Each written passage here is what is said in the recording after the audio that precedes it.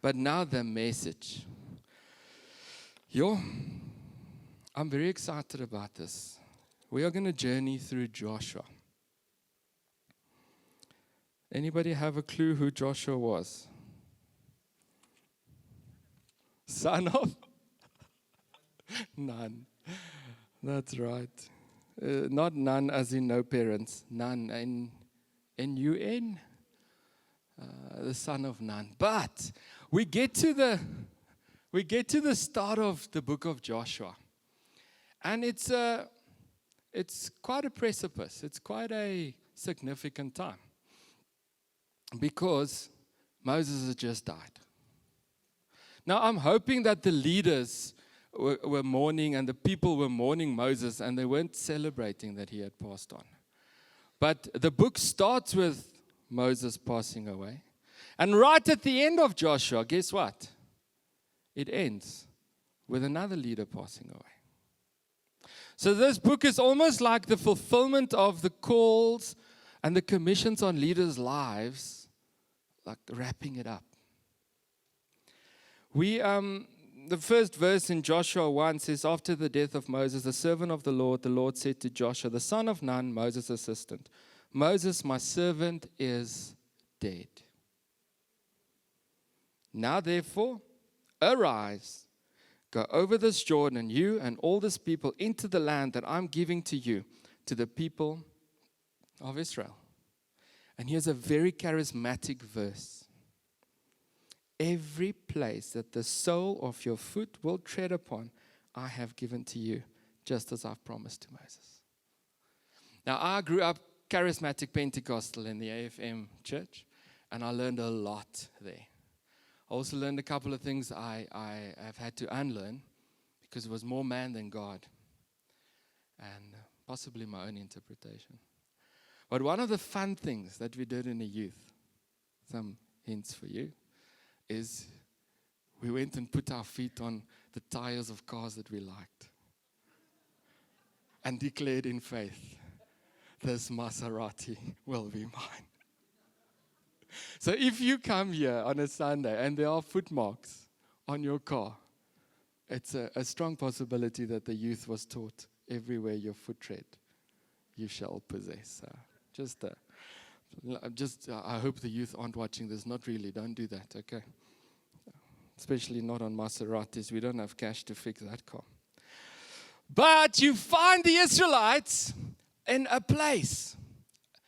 And a geographical place and maybe a metaphorical place. I was looking at words that I could use, and I was hoping Fran wouldn't be here because she eyeballs me when I use the wrong words, and Daryl eyeballs me when I do anything wrong when it comes to science or maths. So anybody want to take religion, theology, those gaps in my life are still open.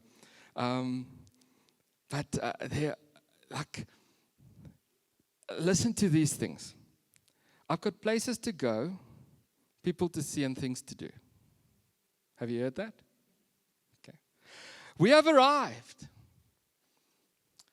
Or you have arrived in the beautiful voice of Siri on your iPhone. Sounds a lot like Fran. I just think she doesn't want to admit it, but she sold her voice to iPhone.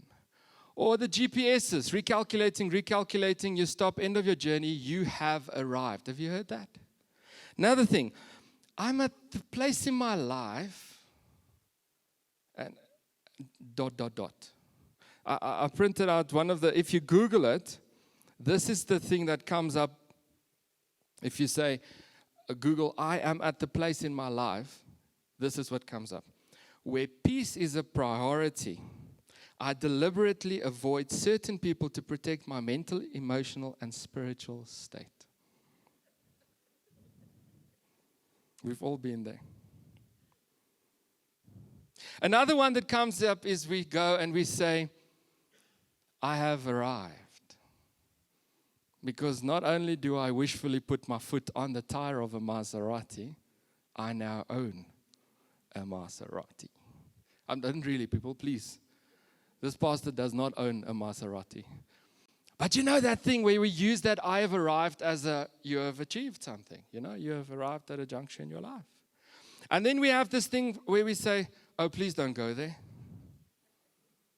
Like, it makes sense? Felicia Tuneskelden, please don't go there. Don't go there. Or there are physical signs that says, don't go there. Like Australia, where there are crocodiles and spiders and snakes the size of me. Don't go there. These are all indicating places that one can go. But they're not all physical places, are they? I'm at that place in my life where peace is a priority. It's not a physical place. So can I say it's an abstract place? Thank you. It's an abstract place. It's a state of mind that you go to. It is a place where you arrive at as a person. I can't guarantee that May and I will arrive at the same place like that, but I know when I've arrived there. I'm at a place in my life where I'm content with where I am in God, but hoping for more. Anybody else there? A place. So we can all identify with the places as we describe it. But then, like I said this morning, I arrived at this place, physical, called O.R. Tambo International Airport, and I wasn't prepared for what that physical, geographical area had to offer. Physical. Are you starting to get what I'm going here? This is exactly where we find the nation of Israel, at the start of Joshua. They are in a geographical area opposite or on the other side of the Jordan. And on the other side of the Jordan, there lies for them a country that has been promised to them. Physical.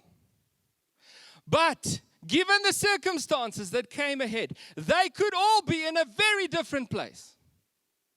Some are mourning the loss of their beloved leader. Some are secretly saying, eventually, he's not with us anymore, and the strong hand with which he led us is not going to be there, all the laws and whatever. Some are saying, I am in a scared, nervous place because I am uncertain.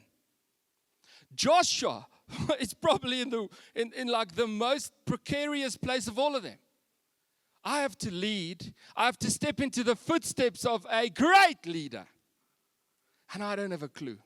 I have to take 1 million odd people into a geographical area. I have to lead them in battle. I have to lead them in peace. I have to take them into a country that they have to fight for and then populate and live in and work. He has to think, how is he going to teach them how to work the land, how to plant, how to wada. He's in a very precarious place. So, wherever we are physically, we could all be in very different places. Understood? Makes sense? Literal, figurative, physical, metaphysical, concrete place versus abstract place, temporal versus eternal. These are different places where we are.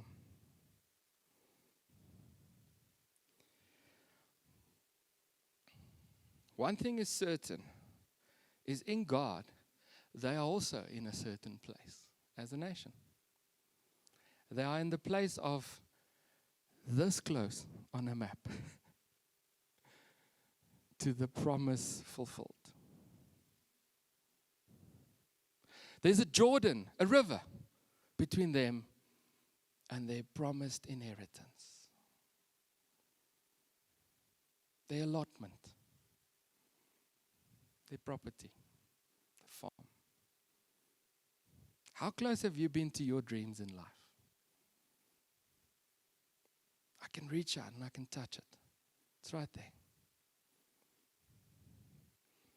We get to a place, don't we?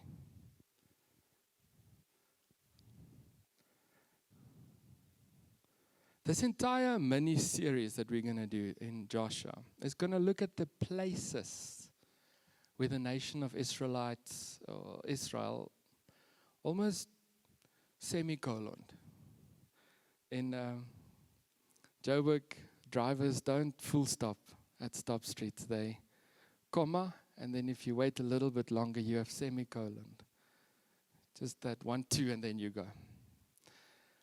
The Israelites went to certain places, and the ones we are going to look at is Jericho, Ai, and Gibeon. And then we're going to look at almost more of a abstract, a literal, not a literal, a figurative place that they took in. And then we're going to look at Acts. And Brandon's going to launch that part of the series where we look at what a New Testament church and a New Covenant church should be doing, expecting, could be, should be, would be in God. So this entire next couple of months is about us finding our movement again. Moving from place to place. Maybe emotionally and here more than physically. Because otherwise we will have no congregation if all of you move. That was a joke, but anyway. Okay, cool.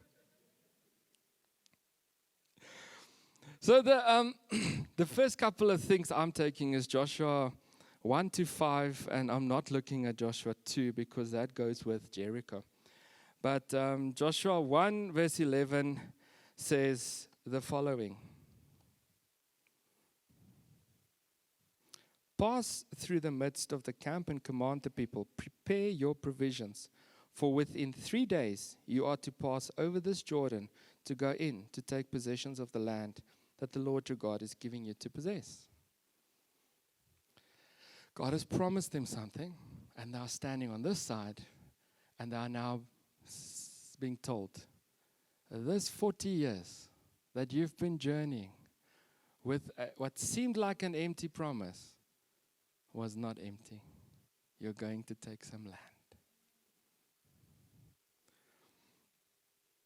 Maybe it's the same for us as a people. Love reaching communities. How old are we this year? Rigby and Sue planted the church in 1982. Is my maths failing me? Where is my guru? 40 years? Would I be mistaken to do that? 2022 minus 1982. 40 years. Can you believe it? As a congregation of living stones in the Lord, which at this juncture in time is called Love Reaching Communities, we have been in some form part of something for 40 years. The vision of the Lord for 40 years to get to this point. And we're standing at the Jordan looking at our promised land right there. You drive through Linbro Park. Are you seeing promised land?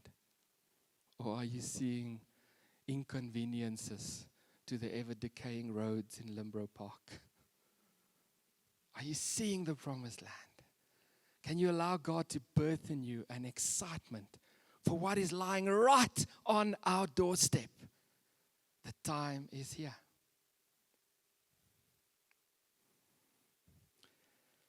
What I find interesting is that in verse 15 it says that Joshua said to some people, the people that lived on the other side, you are, I think it was the half tribe of Manasseh, Gadites, and the Reubenites. They wanted land on the other side of the Jordan. So they already got their promised land. And he says, okay, cool, you can do that, but you're going to have to fight with us. And then at the end of the book, he sends them back because the land has been conquered. It's interesting to see that God adds people for a purpose to a people to go and help them take in their promise and their inheritance. So sad as it is when people move on and say they can't be part of the vision, as much it is in the nature of God for it to happen. The question is, are you called to be part of this journey? Have you sealed it in your heart? Have you cemented it? Then Joshua 3 verse 4 and 6. Yet there shall be a distance between you and it, about 2,000 cubits in length. Do not come near it, in order that you may know the way you shall go, for you have not passed this way before. I had to look at the very manifest presence of God and follow it. Not get distracted, not look left, not look right, but but follow in obedience. I'm going to take you on a journey.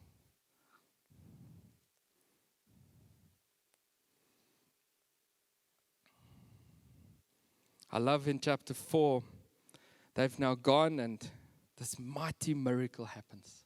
God stops the Jordan River from coming down. It's so funny because it says in this month, the Jordan comes down in might. It breaks through its banks. It floods. And here at that point, God decides to stop it. Dries it up at the top, lets it go. His people walk through and they are in the promised land. As the priests walk out of the dry riverbed, flood, down comes the river again. And God seals them in, gives them a conclave. And as Joshua goes through, he says to everybody, pick up a stone, pick up a stone, pick up a stone, pick up a stone. Mighty men, each tribe, 12 stones, they build an altar. Because when you go into the promised land, there's something of a honoring God. There's a gratefulness, a gratitude that should rise up within us. Remember the miracles. Can people remember the miracles about us as a people? The miracle of getting this property. Del, Fran, you guys were here, hey? 2000, 2001, 1998, 1989, when God miraculously provided for the land to be bought and for this building to be built. We can take no credit. It's all been passed down from one generation to the next. Okay? All the glory to Him. Not a single leader that can take claim of fame for what he has established here. I'm going somewhere. Be at ease. I'm journeying as much with you. But please stick with me. Then, in Joshua 4:13, it says, 40,000 ready people for war passed over before the Lord for the battle to the plains of Jericho.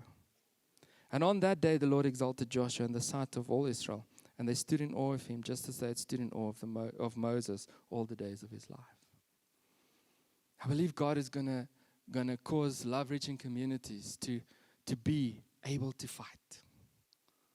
Not necessarily fight, spears and swords and asachai, but to stand in the gap for those that can't stand by themselves, to contend for the hope of those that have no hope, to stand for the promises on your life when you can't stand for it, to contend for it.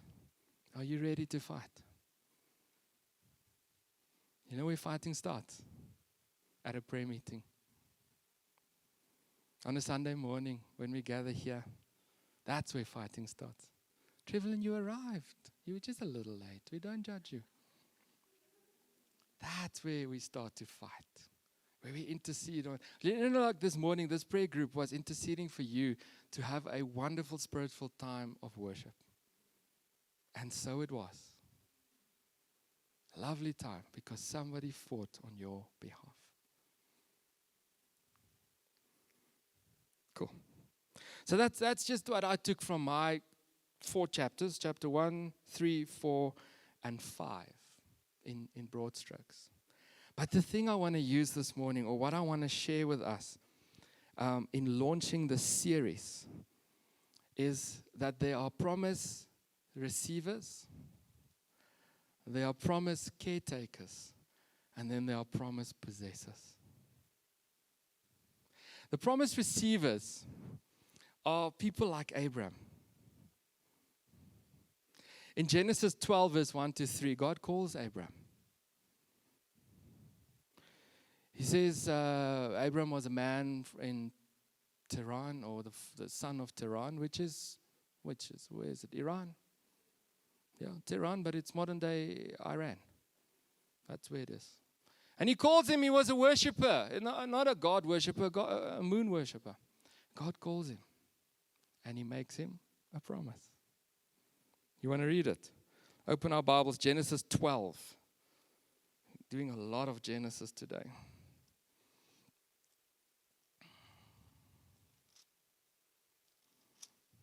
promise receivers.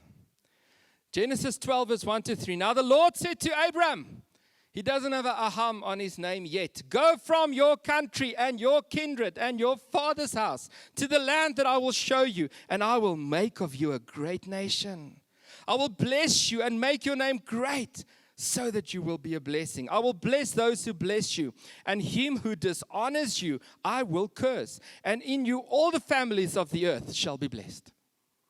And in that moment, in a divine moment of supernatural power, God speaks a promise to Abram. He receives it. Did Abram ever possess the promised land? No. Could he see the promised land? Yeah. Traveled through it. But at this stage, Abram is uno, one. One husband, one wife, Sarai. So either they have to manipulate or something, or coerce or become a gang leader to influence one person controlling an entire stretch of land, or there's possibly something more in this promise that God is speaking. Hey, one would assume. I know I'm teaching you things you've heard before, but enjoy the journey. Enjoy it. One person receives a promise of God. The physical, you and your descendants are going to own this land. And he's at a place in his life where he hears the promise of God. Are you in a place of God where you hear the promise of God for your own life? Genesis 15 verse 1. God goes one step further and he says, not only is this a promise, I'm going to make it a covenant. Do you understand covenant? Covenant was a solemn oath between a greater party and a lesser party. And it normally came with the flow of blood to say something has been tied for life. Genesis 15 verse 1. After these things, the word of the Lord came to Abram in a vision. Fear not, Abram, I am your shield. Your reward shall be very great. But Abram said, O Lord, what will you give me? For I continue childless, and the heir of my house is Eliezer of Damascus.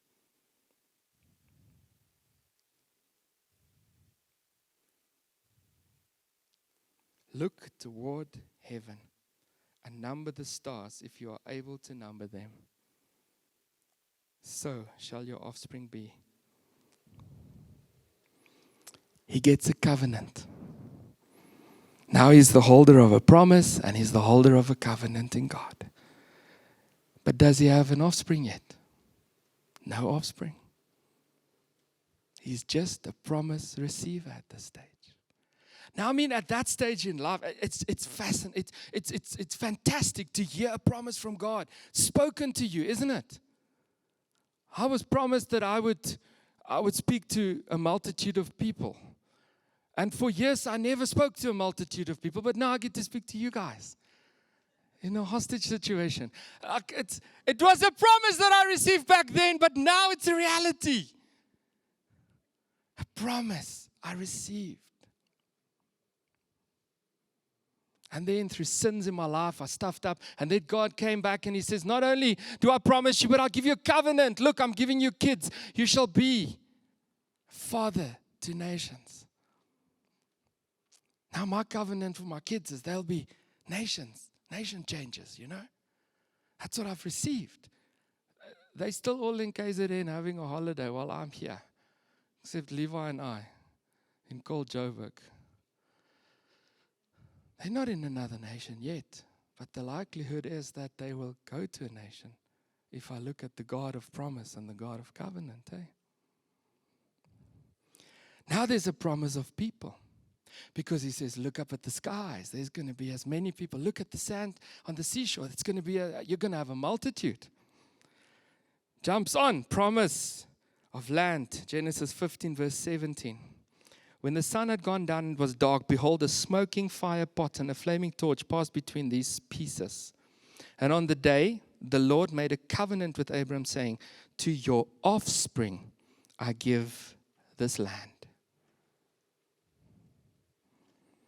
from the river of Egypt to the great river, the river Euphrates, the land of the Canaanites, the Kenizzites, the Cadmonites, the Hittites, the Perizzites, the Rephaim, the Amorites, the Canaanites, the Girgashites, and the Jebusites. Promise, covenant. Covenant includes children. Covenant includes land. Now he's standing there and he hears God speak a promise and he sees what God is promising him. He can see the stars, he can see the sand, he can see the land. And guess what? Abram passed away without taking the land.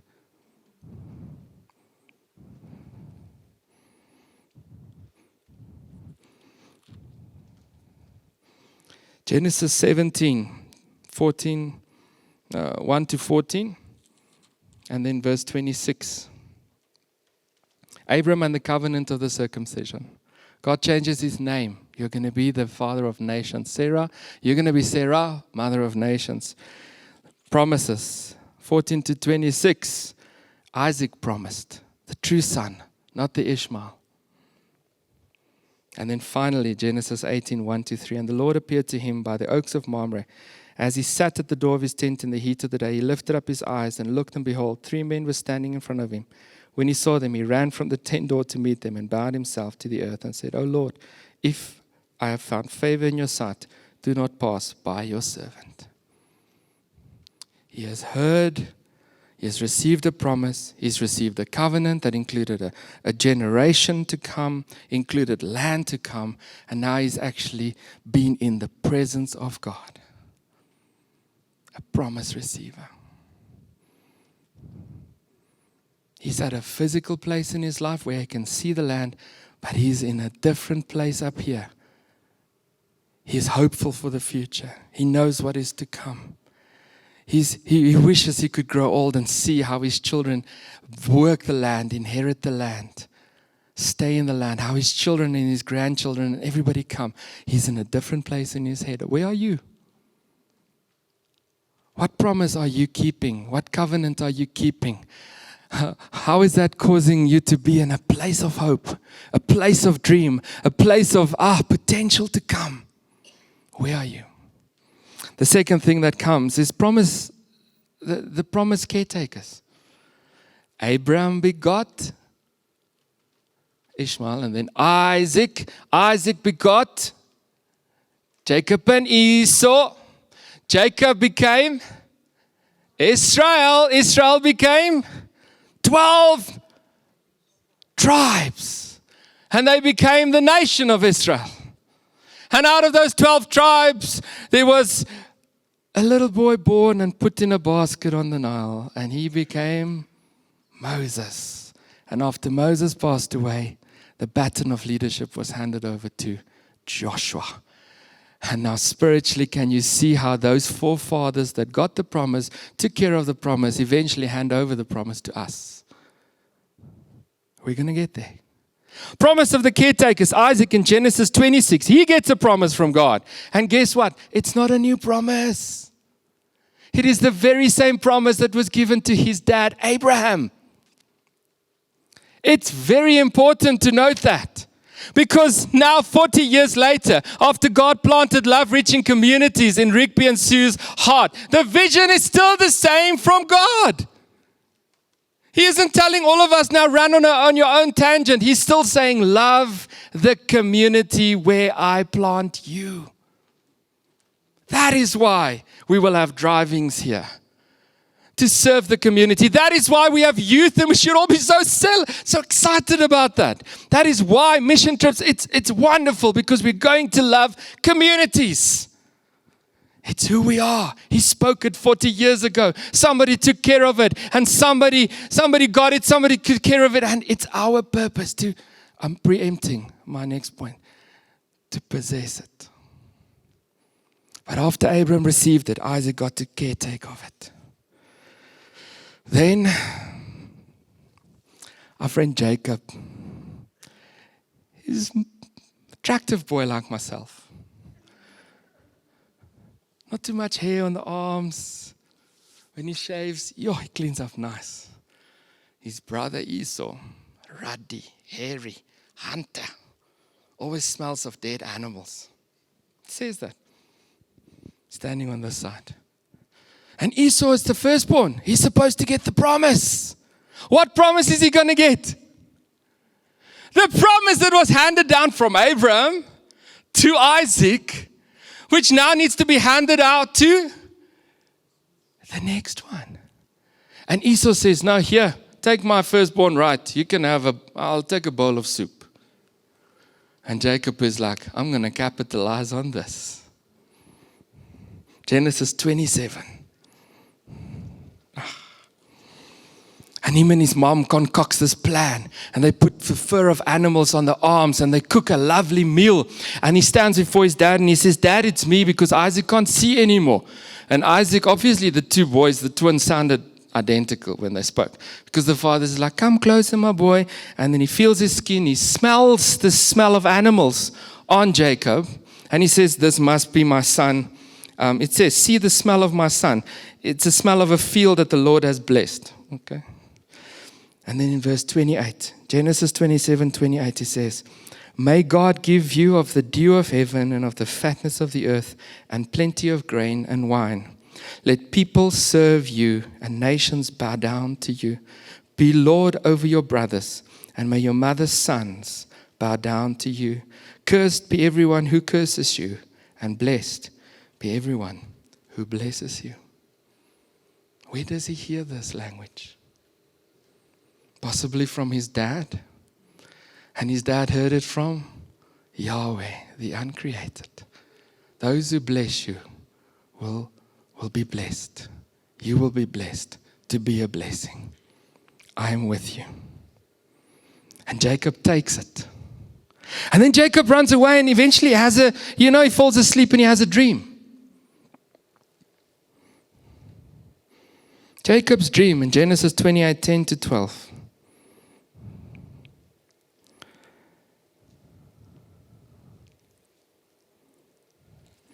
Verse 22.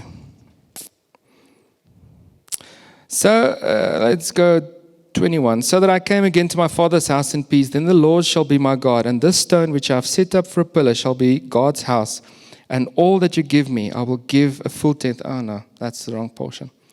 Doesn't matter. He gets a dream. In the dream, God says to him, I'm going to give you this land. Guess where he is?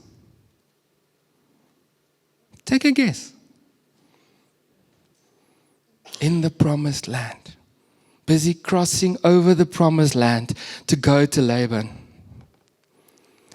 If you look at the map, he calls this place Beth El.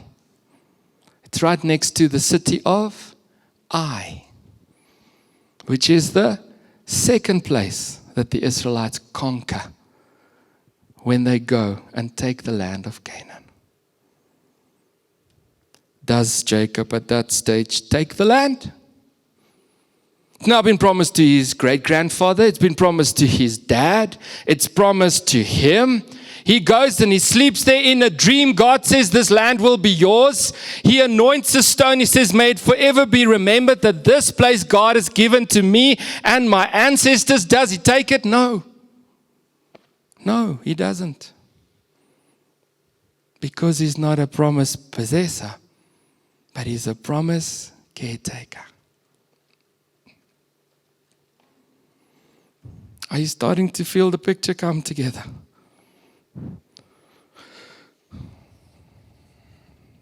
The last person that acts as a promise caretaker is Moses.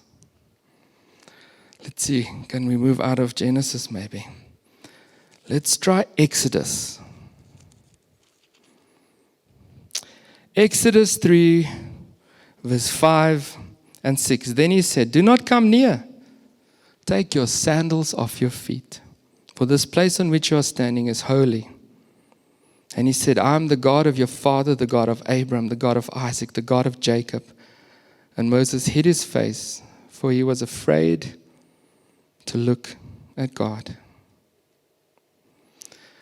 Moses goes into the wilderness and he sees a burning bush. He goes closer to the bush because it doesn't burn up. And eventually a voice speaks to him out of the bush and says, take off the sandals of your feet. You are standing on holy ground. Carries on, a little bit down. Bring them out of that land to a good and broad land, a land flowing with milk and honey, to the place of the Canaanites, the Hittites, the Amorites, the Perizzites, the Hivites, the Jebusites.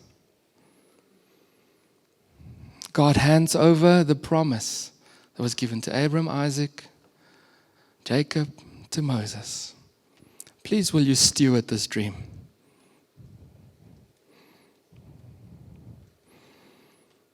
And we get to this place with our friend Joshua.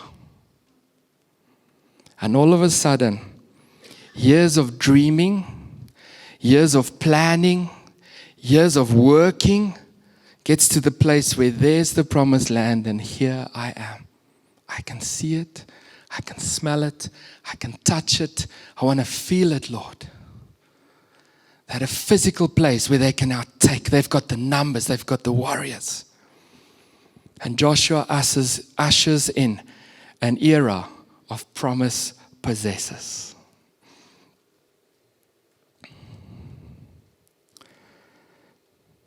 The entire book of Joshua goes through destroying cities, destroying nations, taking the land, putting the fear of God into people that want to stand against them, and then dividing the inheritance. The last couple of chapters.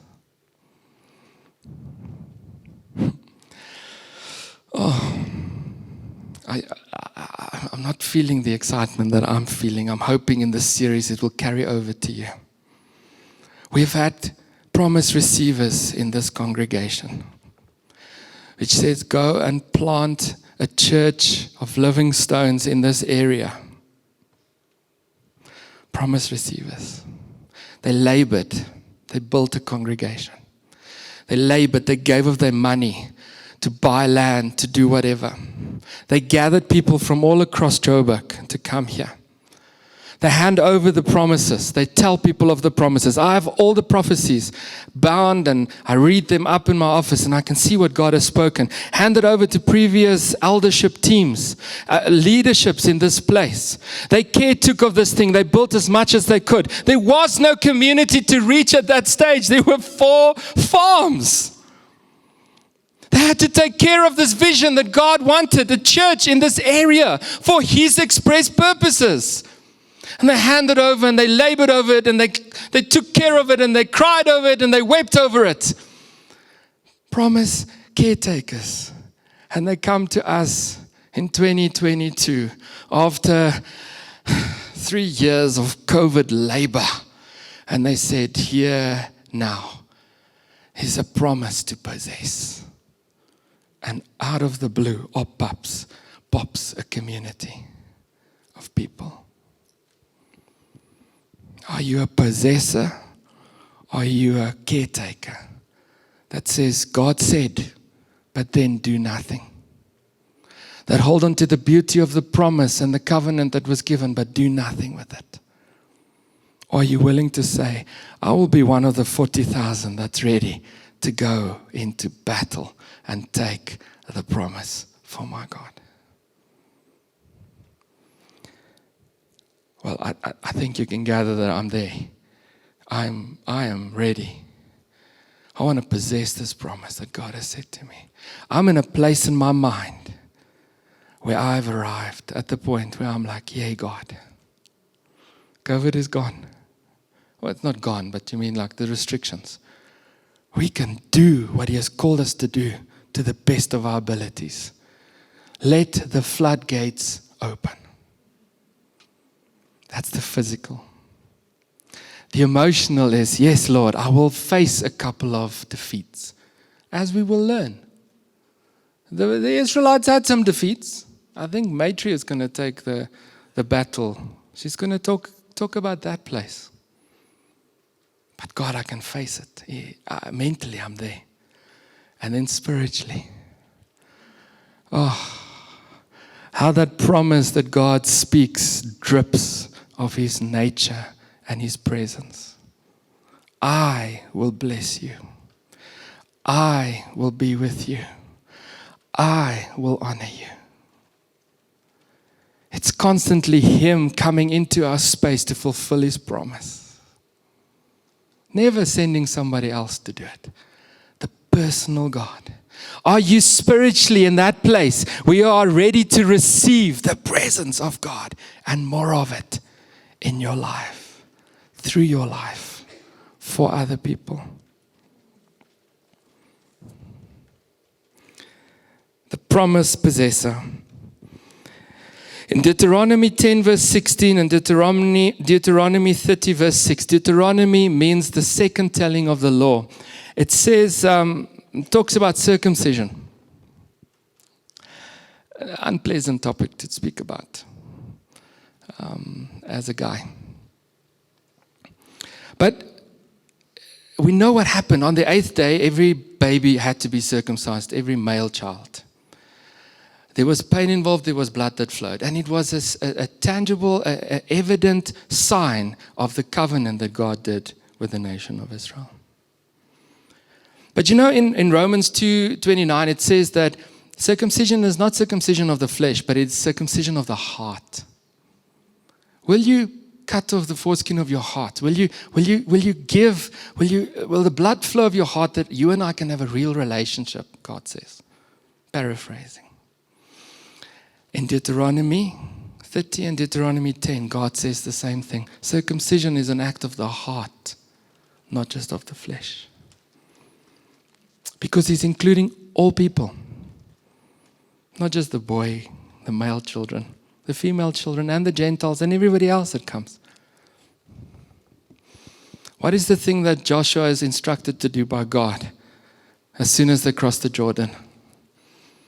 Joshua, I'd like to see a physical sign of my covenant with you, that you understand that I have given you a promise and I have given you a covenant. Joshua goes and he sharpens the knives of flint and he circumcises the entire nation of Israel. They took a couple of days off to recover, the Bible says.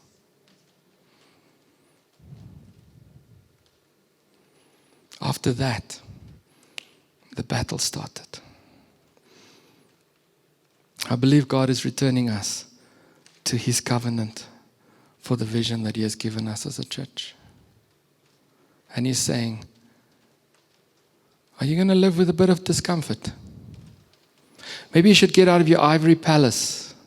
Come and serve a bit. Maybe you should give a bit towards a certain ministry. Maybe that giving a certain bit is your efforts, not just your money. Are you ready for a little bit of discomfort? Because the battle is at hand. And then, of course, the wonderful climax before they start to take their land is that they celebrate the Passover. They kill a lamb and the blood flows and they say, yea, God, we are sold out to you. May we be sold out to Him. Amen. Lord Jesus, I thank you for your word that is so relevant. Lord, in timing, in application, in lessons learned, for us as a people that arrive at a place physically, and for us as a people who arrive at a place mentally, for us as a people who arrive at a place spiritually. I pray, God, that you will birth in us the promise that we can possess this promise to the extent that you want us to possess it. That you will seal it with a covenant between us and you in our hearts. And Lord, that we can celebrate the Lamb in Passover feasts. Every time we come together, may we raise and rave about Jesus Christ, the King of our lives, and the banner, the flag that we take into battle as a collective of your living stones in this area. May your people be blessed, Lord. I pray that you will birth in them an excitement for the next season that's ahead of us. That we will learn about you, but learn from you more than about you, Lord. And that we will be a people like Joshua was, a person of courage and good strength. In Jesus' name, amen.